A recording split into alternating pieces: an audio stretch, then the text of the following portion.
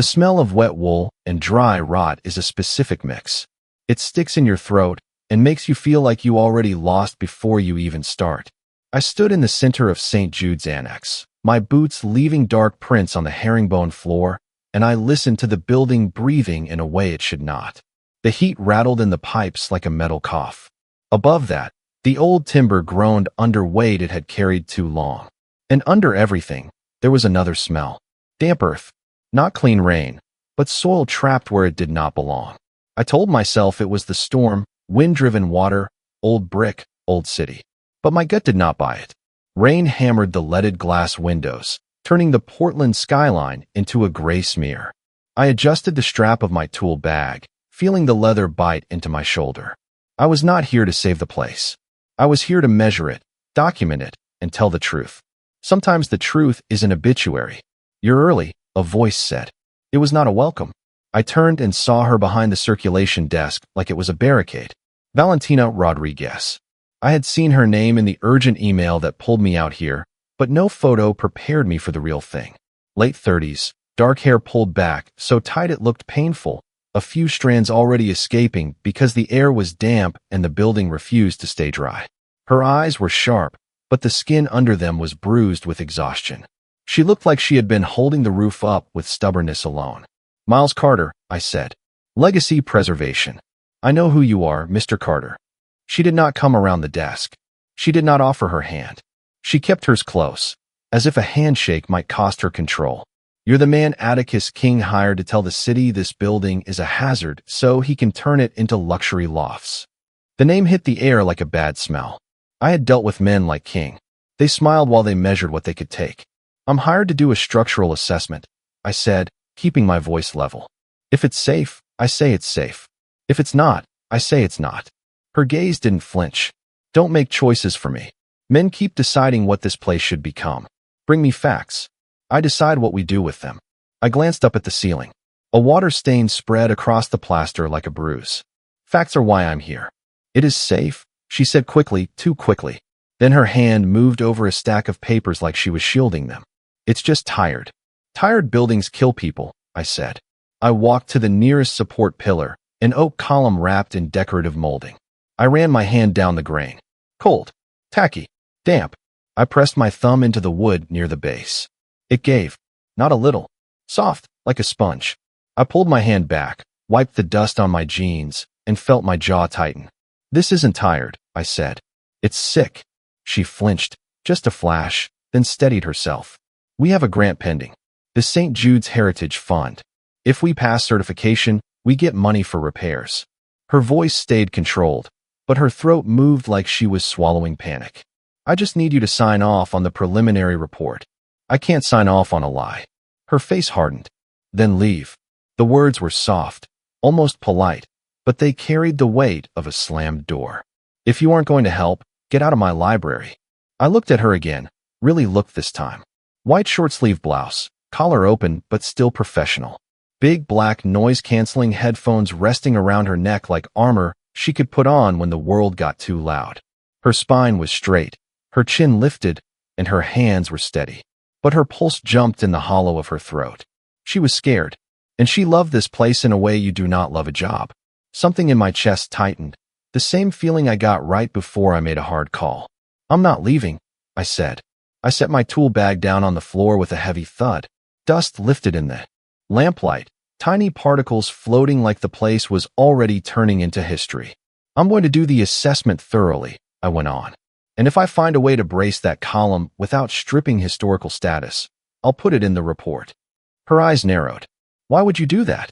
"Because I like old things," I said. And then, because I did not want her to see the real reason, I added, "And because it's raining." 3 days later, the library felt like it had grown under my skin. The silence became something I wore. I worked in the East Wing where the floor joists were threatening to pull away from the wall. It was dirty, careful work. The kind of work that made sense. Wood does not lie. It either holds or it doesn't. I set up near a window with sawhorses, chisels, my pulse saw, and a thermos of black coffee. The library stayed open, but the weather kept most people away. A few students came in to warm their hands. An older man read newspapers at the same table every day like it was his living room. Valentina was always there. She moved through the stacks quietly, reshelving books, checking catalogs, managing two volunteers who looked as old as the furniture. She did not hover near me, but she watched. Not like a boss checking a worker, like a person tracking a stranger in her house. That afternoon, I slid on my back under a massive mahogany reading table that leaned to the left. One leg had snapped years ago, and someone had fixed it with duct tape and a stack of coasters. It made my teeth itch. I removed the mess and measured the break. Clean fracture. A dowel repair with a hidden key would make it stronger than before, and nobody would see it. I slid out, brushed sawdust from my hair, and stood. Valentina was sitting at the table. She had not been there a minute ago. A thick leather-bound book lay open in front of her. Noise-canceling headphones covered her ears. Her hands were on the ear cups like she had just adjusted them, and her mouth held a calm, teasing curve that made me unsure if she was amused or warning me. A closed book sat between us on the table, placed like a line in the sand. I set my chisel down slowly. Instead of standing there like I was caught doing something wrong, I pulled out the chair across from her and sat. My gray t-shirt was still dusted with wood shavings. The warm lamps turned the air soft and honey-colored. Rain kept tapping the windows, steady and impatient. Her eyes lifted from the page. Not to the room. To me. Direct. Steady. She kept the headphones on for one more beat, like she wanted me to feel the silence she controlled. Then she slid them down to her neck in one smooth motion and marked her page with a ribbon. She closed the book. "I cannot read while you look like that," she whispered. My throat went dry. Like what? She looked down at the table, her fingers tracing the scratched varnish like it was a memory. "Like you belong here," she said, so quietly it felt like she was saying it only to herself. Then she added, "This was my father's spot. He was head librarian before me. He died 3 years ago." She swallowed once. "This table wobbles. It's annoying, but it's his." The confession hung between us, fragile as old paper. I glanced at the broken leg I had just prepared to fix. "It won't wobble by tonight," I said. "I'm doweling it from the inside. It'll hold." She blinked, surprised. "You're fixing furniture now? That's not in your contract." "The contract is for the building," I said, reaching for my chisel again. "The table is on my time." She stared at me like she did not know what to do with that. Her suspicion fought with something softer that she did not want to admit. Finally, she picked up her book again. "Thank you," she said, stiff, almost forced. "Don't thank me yet," I muttered, turning back to my tools. Glue hasn't set, but my hands were not as steady as they usually were, because I could still feel her eyes on me, and because I knew, in the quiet of that dying library, something had just started that was going to be harder to fix than any cracked beam. By the end of the second week, I stopped hearing the library like a building and started hearing it like a body. The creaks had patterns. The drafts had routes. The damp had moods. Every morning I walked in with my tool bag and my coffee and told myself I was only here to do my job. Every night, I went home with sawdust in my hair and the memory of Valentina's whisper in my head. I fixed the reading table the way I promised. I doweled the leg from the inside, reinforced the grain, and hid the repair so clean it looked untouched. When the glue set, I pushed the table from every angle. No wobble. Solid. I did not tell her right away. I wanted to see if she noticed. She did. That evening she stood beside it with her hands on the edge, testing it like she did not trust good news. Then she looked up at me, and the guarded look on her face softened for half a second. "It's steady," she said. "It's steady," I answered. She nodded once like that was all she could allow herself. Then she put her headphones on and disappeared into the stacks. But when she walked away, her shoulders looked lighter. The next day, the building hit back. I was on a scissor lift in the main hall, inspecting the coffered ceiling where water stains had started to creep across the painted panels. The lift hummed under my boots. My flashlight beam cut along the truss line, and that's when I saw it. Not a hairline crack in plaster. A real crack. A sheer crack in the main load-bearing truss, running deep through the timber like the building had been split from the inside. My stomach dropped so hard it felt like my ribs shifted. I climbed down fast, my hands already moving through the next steps. Photos, angles, measurements. My brain stayed calm because it had to, but my chest felt tight as I walked to Valentina's office. I didn't knock. She looked up from her laptop, and the screen glow made her face look pale and tired. The spreadsheet in front of her was a wall of red numbers, the kind that means you are drowning. "Can it wait?" she asked. "King sent me a formal notice. He claims we're in violation of ADA compliance, and he wants to send his own inspector tomorrow." "This is bigger than ADA," I said. I put the photos on her desk. She leaned forward, and as soon as she saw the crack, the anger in her face vanished. It drained out like someone pulled a plug. "Collapse?" she whispered. "It's fixable," I said quickly, because I could not stand the panic in her eyes. "But it needs reinforcement. If we get a heavy snow load, it could sag. It could fail." Her hands gripped the edge of the desk, like she was trying to hold herself in place. "The forecast says snow Thursday." "I know," I said. "That's why I'm here." "How expensive?" she asked, voice shaking under the control. I told her the number. She sat back like someone had pushed her. For a second, she looked small, and it scared me more than the crack did. "We don't have it," she said. "The grant won't release until we pass the audit. I have maybe a tenth of that." Then her eyes sharpened. Rage rose up and took its place beside fear. "Atticus King knows," she said. "That's why he's sending his inspector tomorrow. If they tag the building as failing, the city condemns it. He buys it for pennies." She looked at me like she hated herself for what she was about to ask. "You have to help me hide it," she said. The words landed heavy. I stared at her, and my mind flashed to 5 years ago, to another job, another favor, another time I thought I could bend a rule for the right reason. It had burned me so badly I still tasted it sometimes when I woke up. "I can't hide a cracked truss," I said. "That's negligence." "Just for tomorrow," she pleaded. "Just until the inspector leaves. If we pass the safety check, the grant money hits next week. Then we fix it properly. Please." I held her gaze. Her eyes were wet, but her chin was lifted. She wasn't asking because she wanted to cheat. She was asking because she was trapped. "No," I said. Her face flinched like I hit her.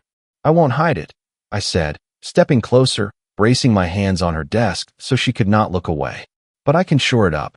I have reclaimed white oak in my warehouse. If I laminate it right, it will hold. It won't be a permanent fix, but it will get you through the inspection. The truss will read reinforced, not failing." She blinked, stunned. "Why would you do that?" "Because I liked old things," I could have said. "Because I liked her," I could have said. Instead I said, "Because King's a shark, and I don't like watching sharks eat librarians." She stood up so fast her chair scraped. "I'm staying," she said. "I need you out of the way." I tried. She shook her head. "I can hold a light. I can hand you tools. I'm staying, Miles." The library at 3 a.m. did not feel like the same place. The public warmth was gone. The shadows were deep. The silence was heavy enough to press on your ears. My breath came out pale in the cold. I built the brace like my life depended on it. Laminated oak, bolted and clamped, every measurement tight, every fastener set like I was stitching a wound closed. Sweat soaked through my shirt, even though the air was freezing. My arms screamed from hauling and tightening and drilling overhead. Valentina stood below the scaffolding, holding the flashlight steady. She didn't complain. She didn't yawn. She didn't step away.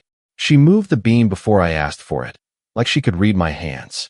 "Clamp," I grunted. The heavy C-clamp landed in my palm. Her fingers brushed mine, cool skin against my heat.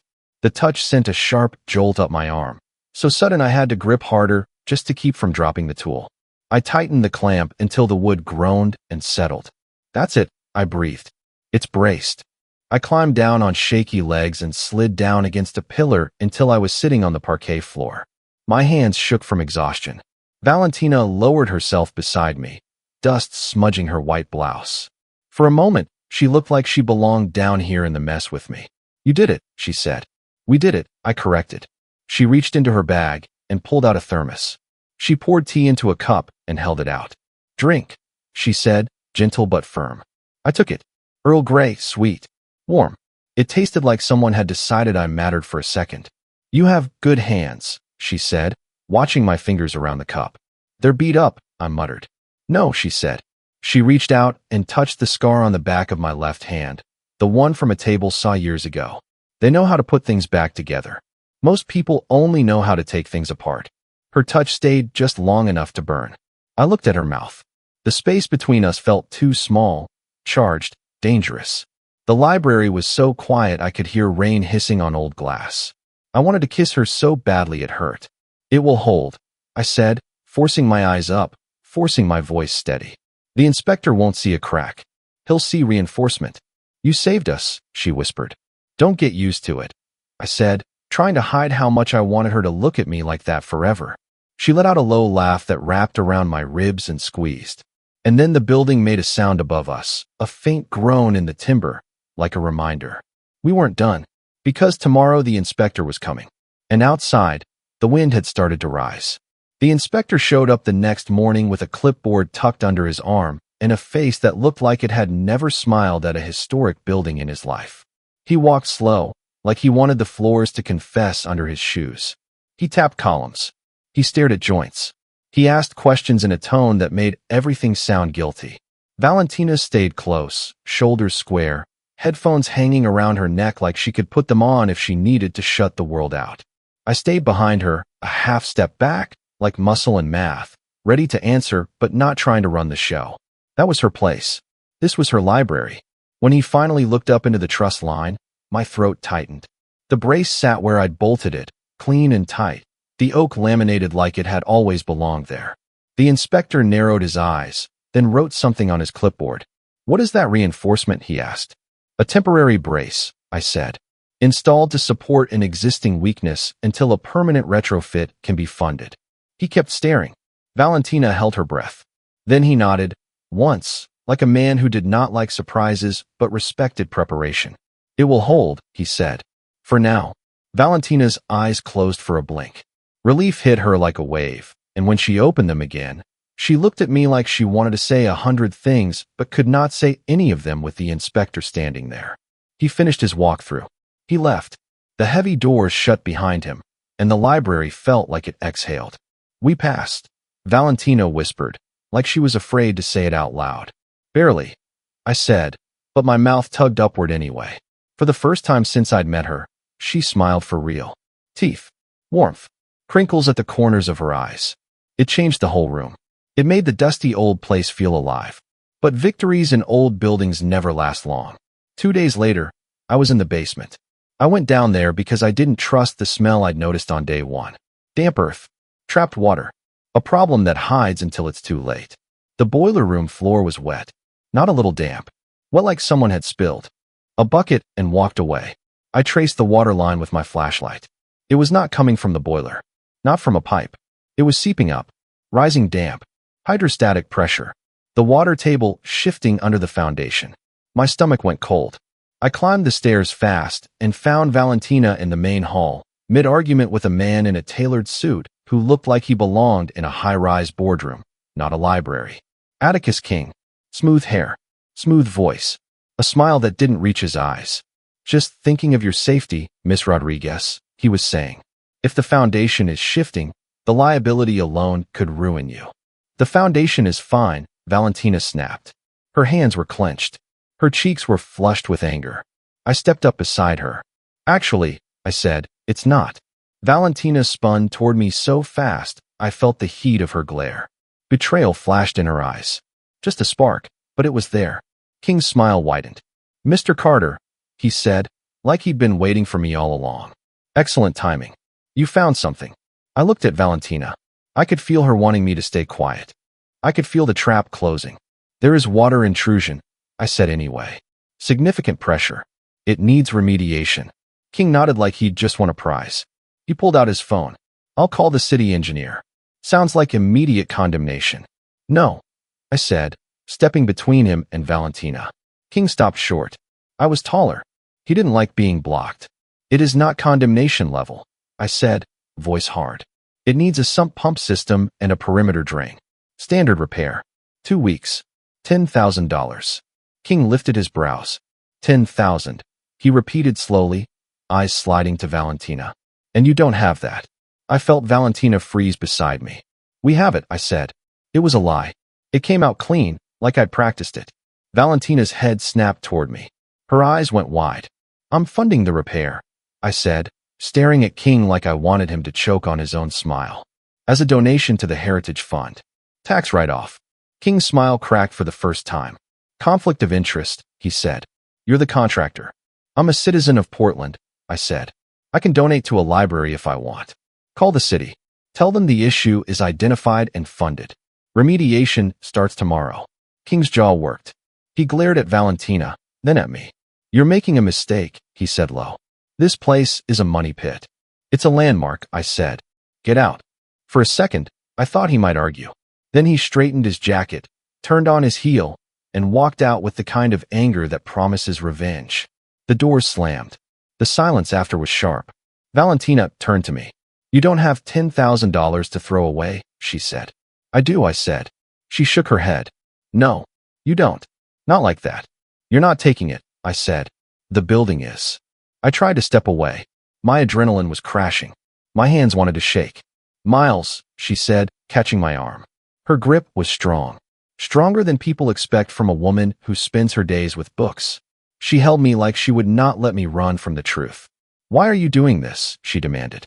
Is it because you feel sorry for me? The poor librarian with her broken building? No, I said. Then what? Her voice dropped, tight. What do you want? I looked down at her hand on my arm. At the small warmth of it. At the way her fingers pressed into my sleeve like she was holding on to something that mattered. I want you to be safe, I said. I want this place to stand. She stepped closer, the air between us charged. And, I added, because it was already there and it wasn't going away, I want to take you to dinner. Her breath caught. I felt my heart hit my ribs. But I can't do that, I went on. If you're homeless and unemployed because King bulldozed your life. She stared at me like she was fighting herself. Then she stepped back. I can't, she said softly. Not until the grant comes through. Not until the building is safe. I can't be distracted. The words were careful, reasonable. They still landed like a door closing. My jaw tightened. I nodded once, too sharp. Right, I said. Business first.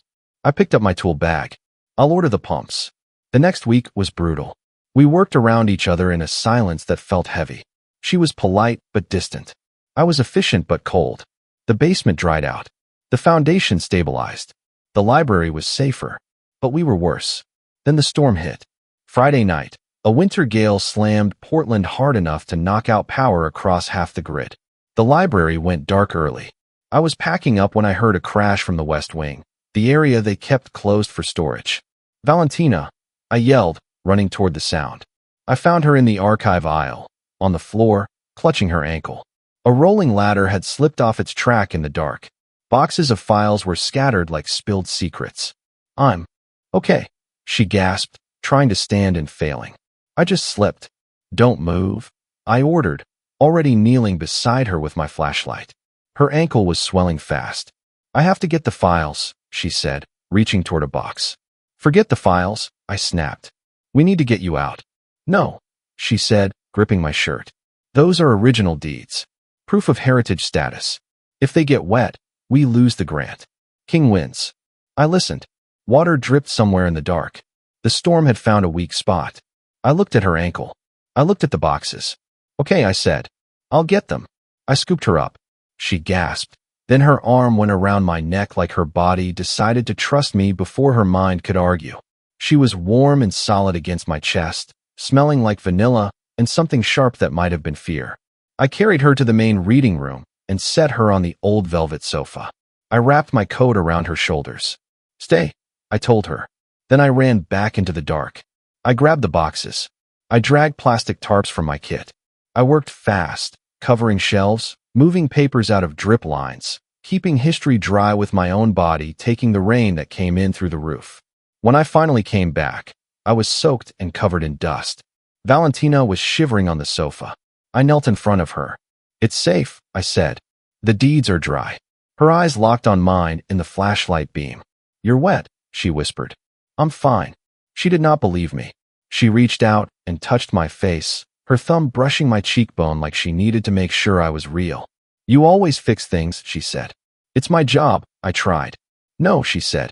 It's who you are. I took her boot off gently and checked her ankle, warming my hands with my breath before touching her skin. It's sprained, I said. Not broken. I packed ice around it. She watched me like I was doing something sacred. Then she leaned forward, the collar of my coat framing her face.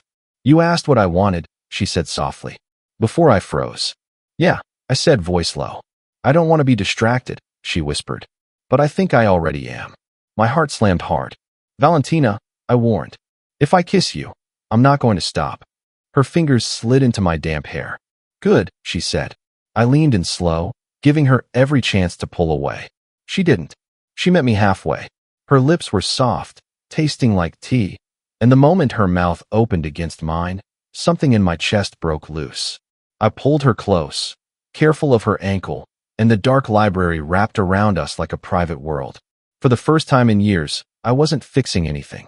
I was just there, and I was terrified of how much I wanted it to be real. The next morning, the power was back on, the lights were warm again, and the library felt almost normal. Almost. I was on a ladder in the West Wing finishing a brace when I caught Valentina watching me from across the room. Her cheeks were a little pink, her mouth soft in a way I had never seen in her before. We shared a small smile like teenagers who had done something reckless and liked it. Then the front doors opened hard. Nathaniel, my foreman, walked in with rain on his coat and a look on his face that made my stomach drop before he even spoke. Miles, he said, holding out an envelope. We have a problem. I took it. My name was printed across the top. City Licensing Board. My fingers went cold as I opened it. Notice of license suspension pending investigation into unpermitted structural modifications. Stop work order. Effective immediately. Atticus King. I felt the blood drain from my face. If I could not work, the library could not pass the final audit next week. If we failed, the grant died. King won. I walked to Valentina. She saw the paper in my hand, and her smile disappeared like it had never existed. What is it? She asked. I handed it to her. She read it fast. Then she looked up, and the hurt in her eyes hit harder than any fine. Unpermitted modifications, she said, voice sharp. The truss. You did not file the permit. I couldn't, I said. If I filed it, they would have inspected before the fix and condemned us. I took the risk. You took the risk, she repeated, and her voice rose. You risked the library. I risked my license, I shot back. I did it to save you. Her eyes flashed. You did it without asking me. You made a decision for me. That is exactly what King does. That is exactly what my father did. Let the men handle it. I froze. The words stung because they were true. I am the director, she said, breathing hard. It was my call to make. It was an emergency, I said. It was arrogance, she snapped. She slammed the letter onto her desk. Get out. If you cannot work legally, you cannot be here. King will use your presence to poison everything. Leave. I stared at her. The wall was up again. The fortress was sealed. My hands closed around my tool bag handle, so hard the leather bit into my palm. Fine, I said, voice low. Good luck with the audit. I walked out. I did not look back. The next 3 days felt like I was living inside a bad dream. My apartment was too quiet. The kettle screamed. The coffee went cold. My tools sat lined up on the counter like soldiers no one had ordered to move. I kept hearing her words. Not the yelling. The meaning. I had not asked her. I had treated the library like a structure to rescue and Valentina like a problem to solve. I thought I was saving the building. I did not realize I was bulldozing the woman who loved it. On the third night, I stared at my calendar until the date stopped being ink and started being consequences. Final audit. Tomorrow. If we failed, the grant was gone. If the permit was missing, we failed. I grabbed my keys. City Hall smelled like wet coats, cheap coffee, and tired patients. I took a number and waited under bright lights that made everyone look guilty. A mother argued about a fee. A contractor tried to charm a clerk. Time crawled. For hours later, my name was called. The chief engineer behind the desk did not stand. He did not smile. A file folder with my name on it sat open like a threat. Miles Carter, he said. Unpermitted structural work on a protected landmark. I should suspend you today. I did not argue. I set a binder on his desk with a careful thud. Tabs. Photos. Measurements. Load math. Moisture readings. Dates. Everything I had. Clean, honest, complete. Page 12, I said. Efflorescence on the south wall. Moisture coming from below grade. This has been building for months. Not just the storm. His eyes moved across the page. He flipped. He paused. He frowned. He kept reading. Finally, he leaned back. Your numbers are clean, he said. Your fix is strong. That is not the only problem.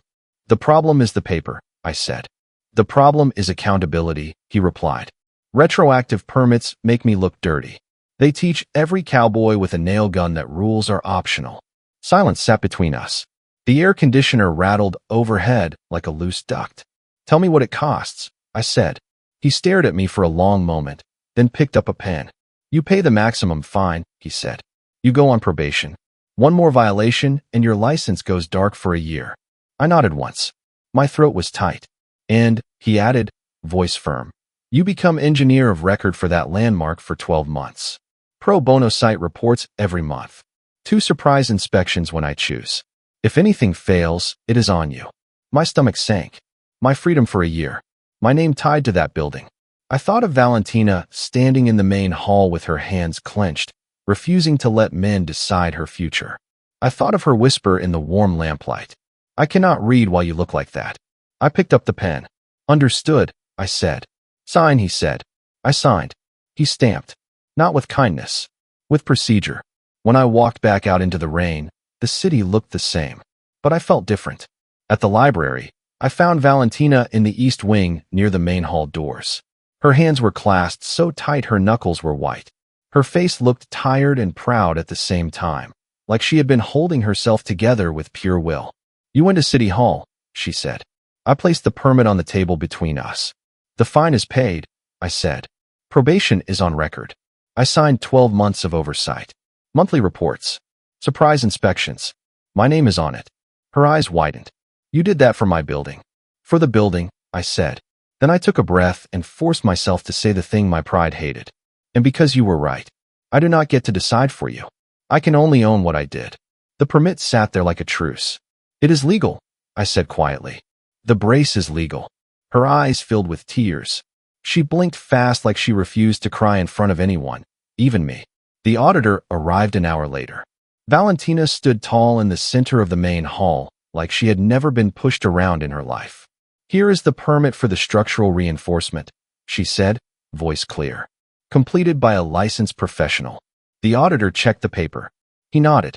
Looks in order, he said. Let's proceed. Atticus King was there too, standing off to the side in his tailored suit, watching like a man waiting for a collapse. When the auditor nodded, King's face tightened, and his eyes cut to me like a threat. The audit lasted 2 hours. I answered every question. I explained every repair. But I did not lead. Valentina did. She showed them the history, the care, the reason the building mattered. She spoke with a calm strength that made the room listen. She was not just a librarian. She was the spine of the place. At the end, the auditor closed his clipboard. It passes, he said. I'll certify the grant release tomorrow. King's jaw clenched. He turned and stormed out without a word. The library went quiet again. Just me and Valentina. She stood in the center of the hall, breath shaking, relief hitting her in waves. Then she turned to me. You took probation, she said. You cannot work freely for 3 months. I needed a break anyway, I said, trying to lighten it. My back hurts. Miles, she said, and her voice softened. I swallowed. I made a mistake, I said. I did not ask you. I should have. I'm sorry. For a second, she just watched me. Then her mouth curved into a small smile. The kind that felt like forgiveness and warning at the same time. You fixed it, she said. I tried, I answered. No, she said, stepping closer. You owned it. She reached into her pocket and pulled out a heavy old brass key. The master key. I cannot pay you yet, she said. But we have a lot of broken furniture. And you have free time. She held out the key like it was something sacred. Are you hiring me? I asked. I'm asking you to stay, she said. As a partner. The building needs you. She took a breath. Her eyes held mine. I need you, she said. I took the key. Our fingers touched, and this time neither of us pulled away. I'm not going anywhere, I said. She kissed me right there in the middle of St. Jude's Annex, surrounded by 1,000 stories, and for once I did not feel like I was stealing something. It felt earned. It felt honest. 6 weeks later, the gala filled the library with warm light and dressed-up strangers. The wood glowed under chandeliers. The repairs were hidden behind clean plaster doing their job in silence. Donors and city officials and press stood in clusters, laughing, sipping drinks, looking around like the building had always been safe. Valentina stood on a small stage in a velvet dress that made my thoughts go quiet. She looked strong. She looked happy. I stood near the back in my best suit, uncomfortable and proud in a way I did not know how to show. And finally, Valentina said into the microphone, "I want to introduce the man who literally held the roof up." She pointed at me. A spotlight swung over. I wanted to disappear. "Miles Carter," she said, "our chief preservationist." People applauded. I nodded like an idiot. Valentina stepped off the stage and walked straight to me. The crowd parted like they understood this moment did not belong to them. "You did not have to do that," I muttered. "I wanted to," she said. Then she took my hand in front of everyone. Open, unafraid, like she was done hiding what mattered. "Come on," she whispered. "I have something for you." She led me to the reading table I fixed on the first week. On top of it sat a small wooden box. "Open it," she said. Inside was a vintage block plane. Bronze body. Heavy. Beautiful. The kind of tool you keep for life. "It was my father's," she said. "He used to say running a library is like planing wood. You smooth the rough spots to see the grain." She looked at me, eyes shining. "It belongs to the person who takes care of this place," she said. "That's you." I picked it up. It had weight. It had history. It felt like trust in my hands. "Thank you," I said, voice thick. She smiled, and I knew she was about to tease me. "Don't thank me yet," she said. "The West Wing still leaks." I laughed, and the sound felt easy. I pulled her close, my arm around her waist, and I looked around the room at the steady pillars, the dry books, the warm light, the people who came because Valentina refused to let the place die. I used to think winning meant forcing a problem into submission. Now I knew better. Winning was doing the right thing the right way, with the person you love standing beside you, not behind you. Valentina leaned her head against my shoulder. "We have all night," she whispered. And for the first time in a long time, I believed her. If you felt good in the story, stay with us. Like, subscribe, and join me in the next one.